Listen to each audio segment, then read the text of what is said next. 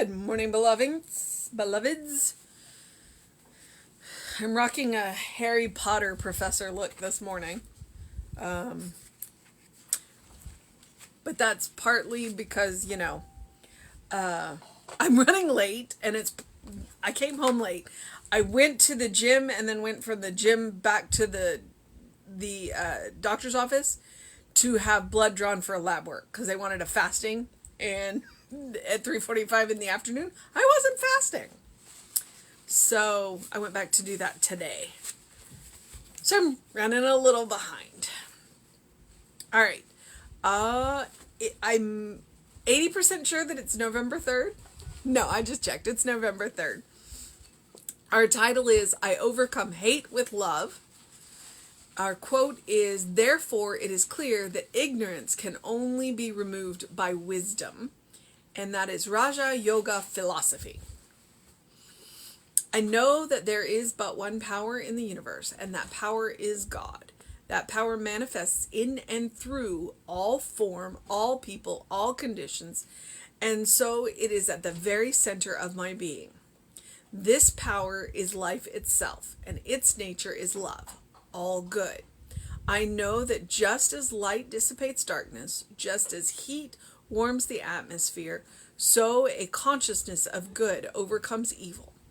I know that good constitutes the only power, presence, and the law, and the knowledge of good, the knowledge of love, overcomes the negation of evil, hate, dissipates it, obliterates it, blots it out. I refuse to think of hate or any negation as a power, and I know that it will flee from me. Its dissolution is its flight. It disappears. Hate cannot exist where love is recognized, and knowing that good alone is real, I turn the searchlight of eternal truth upon every so-called evil in my experience, and these dark places of imagination are instantly dissolved into light. The dissolution of evil is complete. The manifestation of good is perfect. I know that love protects its own and now makes clear the way before me, eliminating everything that looked like hate. I am guided into an ever-widening unfoldment of being, and my every thought, feeling, and act is an expression of the God nature, love through me. Continuously, I overcome hate with love. So I give back into the great and divine presence that which it has given to me, knowing that the gift will again be returned, but multiplied. So shall peace and joy come as a light from heaven, and in that light I walk. And that was a whole lot of words. It was a whole lot of words. But if we go back to that initial quote, therefore it is clear that ignorance can only be removed by wisdom. Because we talk about replacing hate with love. Well, the easiest way to do that is to get to know people. It's hard to hate people that you know. Now, there are people that once you get to know them, you may not like them. And most of the time, people like that have forgotten who they are. They've forgotten that they're beloved children of God. And their behavior makes them hard to be around. But once you get to know them, it's hard to hate them. And so I would tell you that if there's anybody that you hate, it's because you don't know them. It's because you don't know them. And I want to distinguish between hate and dislike. Because there are people that we are just not going to click with. There are people that we are not going to get along with. Because we have differences. But if we know everyone as a beloved child of God, then it's hard to hate them. If we know everybody is part of the same whole, part of the one, it's hard to hate them. And hate is a strong word. It is a very strong word. And so that's one of the reasons why, that was my argument for why we do the soul sessions. Because we do focus on, communities of people who are not well known. We want to tell their stories so that people can get to know them. Because like I said, it's hard to hate someone someone that you know, especially somebody who is a regular, everyday person who's just trying to get through the world the way we are. It's hard to hate them. Now, like I said, there are people with behaviors that make you go, I just prefer not to be around you. But with those kind of people, then I still know them as beloved children of God, and I still know them for who they are, and I'm going to hold space for them to recognize who they are. So, all right, I overcome hate with love. And it really does come down to knowing who you are. So, I overcome hate with love. Therefore, it is clear that ignorance can only be removed by wisdom. And wisdom is experience. Wisdom is not knowledge. Wisdom is knowledge plus experience. Wisdom is knowledge that you have used. Because a lot of us have a whole lot of knowledge that we've never actually used, and that is not wisdom. Wisdom is experience plus knowledge. So we are the Raja, that's from the Raja Yoga philosophy. I know that there is but one power in the universe, and that power is God. That's a core principle of science of mind. There's only one power. Evil is not a power in and of itself, and I will say that more than once, because I want you to remember that. Evil is not a power. It is a misuse of the law. That power manifests in and through all form, all people, all conditions, and so it is the very center of my being. So there is one power, that power is God, and every form, every person, every condition has that power at its center, even when those conditions are non-preferred.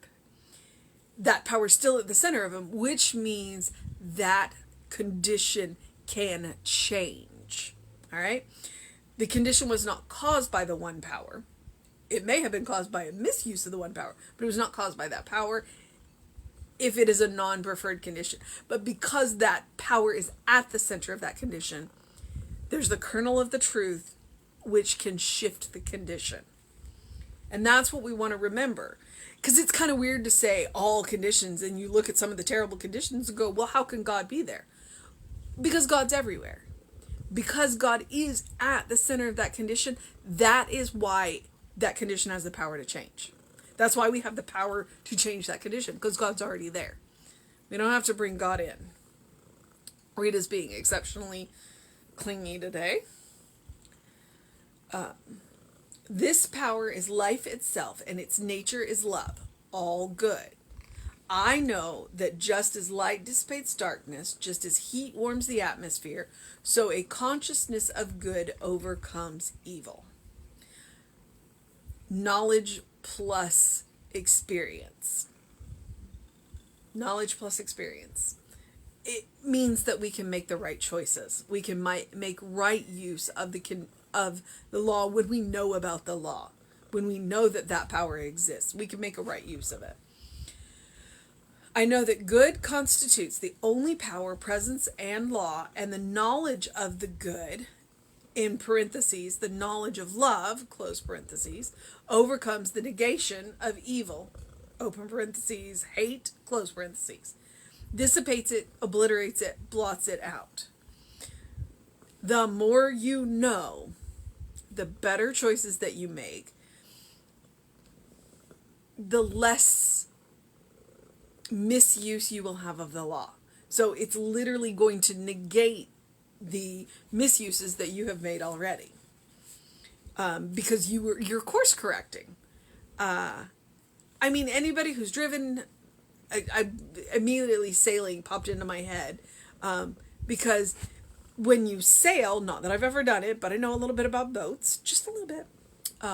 My experience is limited. My knowledge is great. So I don't have a whole lot of wisdom.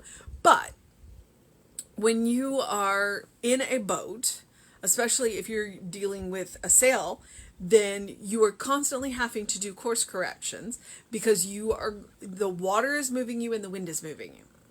And so if you want to get where you're going, you have to do constant course corrections. And the more experience you have, the easier those course corrections are going to be. So it doesn't mean you're not ever going to do course corrections, But the more you know, and the more information you have about where the wind is coming from, if you're dealing with tidal, the more information you have, the easier your course corrections will be. And you will probably be able to make, rather than making one great big course correction, you make lots of little ones. All right? So this is what I'm talking about. I refuse to think of hate or any negation as a power, and I know that it will flee from me. Its dissolution is its flight. It disappears because I make a better choice. That may be also where we can come back to the turn the other cheek, where we're making a course correction. We are looking in a different direction. We are headed in a different direction. It disappears. Hate cannot exist where love is recognized. I mean, that's a very popular phrase. Hate cannot exist because when you love something, you know something. And you recognize it as a child of God or a form of God. And knowing that good alone is real, I turn the searchlight of eternal truth upon every so-called evil in my experience. So the searchlight of eternal truth, and that is about knowing who you are and knowing who they are and recognizing who they are even when they don't recognize who they are. Doesn't mean I have to stay in their presence. I'm still going to hold the space for them, but I can do it from over here.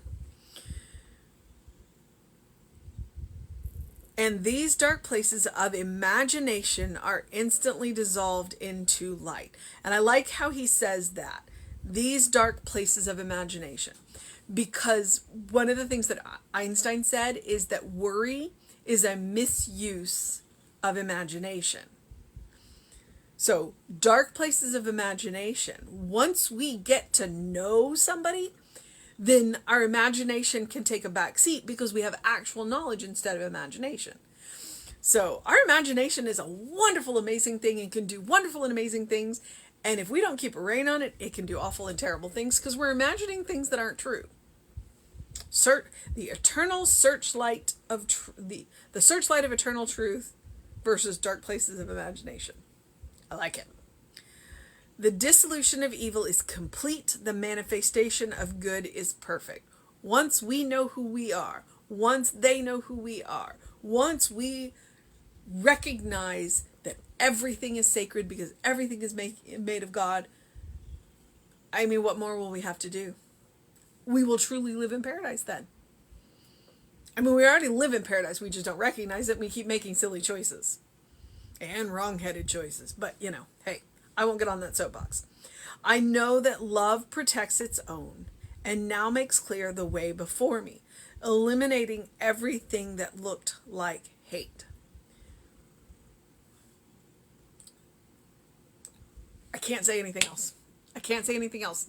That line is just, I can't say anything that better that Ernest didn't just say in that sentence. I am guided into an ever-widening unfoldment of being, and my every thought, feeling, and act is an expression of the God nature, love. Through me, continuously I overcome hate with love. So I give back into the great and divine presence I give back into the great and divine presence that which it has given to me.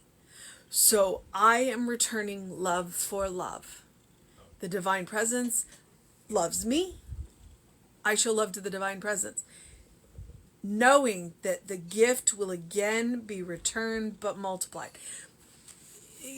We talk about returning threefold. Whatever you put out into the world is going to return to you, and it's going to return to you threefold.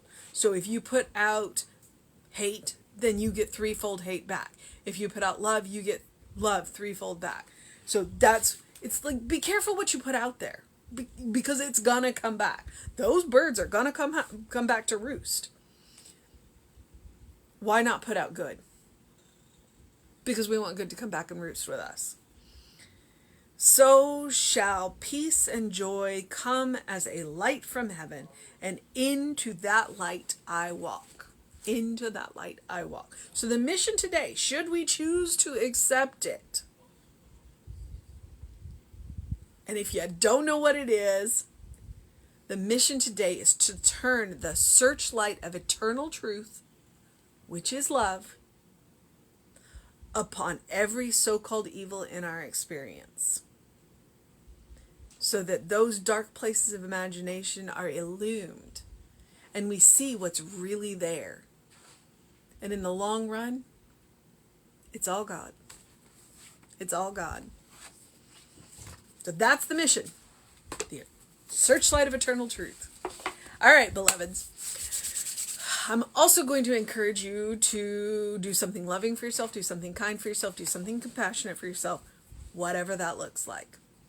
However big, however small, it doesn't matter. I am on vacation this week. I have turned off my alarm every day. I have let myself sleep in every day, but not today. Not today. That alarm went off at 6 o'clock. I got up and took my butt to the gym, which is in a garage, but because it's important. And it's also how I engage my mind and my body on Wednesdays. The workout is super important, and it is my kindness, it is my compassion, it is a gift that I give to myself to take care of the vehicle that I move through this world in. So, that's an hour. But the vacation, that's a week-long thing of kindness, love, and compassion that I'm doing for myself. So, bear that in mind as you make your decisions.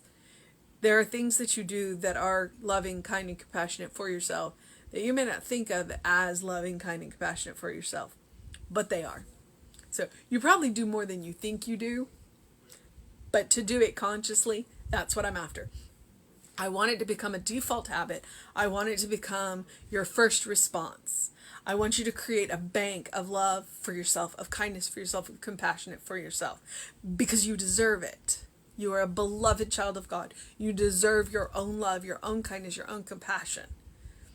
But as it becomes a default habit, it becomes your first response. You have a bank of it, then you can share it. So when you walk into those situations that look evil, you have what you need to find the God at the center and begin to change those situations and change those conditions and meet those people that you may not like, and know them for who they are. And know them for who they are. It doesn't mean you have to stay in constant contact with them, though. I'm not about that. I'm not about that. If you got people that rub you the wrong way, or you rub people the wrong way, feel free to not be in their presence any more than is, required, necessary. You can know them for the beloved children of God that they are from a safe distance, for both you and them. All right. I do encourage you to do something to engage your mind and your body. I do encourage you to go get that face full of sun, especially since we have some weather coming in the area. I don't know how much sunlight we're going to get. I did see a gorgeous sunrise this morning. It was all pink and orange, and yeah, it was beautiful. And it happened about 7:30, so halfway through the workout. This is what I love about working out in the garage, and he leaves the door open, and it faces east-ish. So it's gorgeous. I got to see it this morning. Drink plenty of water. Always drink plenty of water. And whatever else you do, open the windows of your soul. Allow the breath of heaven to remind you, you do live in heaven right here, right now. It is all around you. All it is waiting is for that searchlight of eternal truth. Turn your searchlight on. Look for the good. Acknowledge the good. Know the good. Because the more you look, the more you see, the more you see, the more there is. Emma was a firm believer in that. And I am definitely a student of Emma. All right, beloveds. Have a wonderful day, an amazing day, a marvelous day, a stunning day, an enchanting day, a fantastic day, a fabulous day, a good day. And if that is too much pressure, simply have a day. Simply have a day. But know that you're loved. All right. I know there's a book study. Reverend David should be on Facebook Live around 5 p.m. There's a book study at 6. That's The Living of the Science of Mind. That book study you can drop in and out of. It's done by a couple of practitioners. It is wonderful and fantastic. It's a great book. It's a great book. It's one of those that you can just flop open and whatever page it opens to, that's what you needed to hear that day. So feel free to check it out. You can always email info@creativelife.org for the links to any of the book studies, because right now there's 3 of them going on.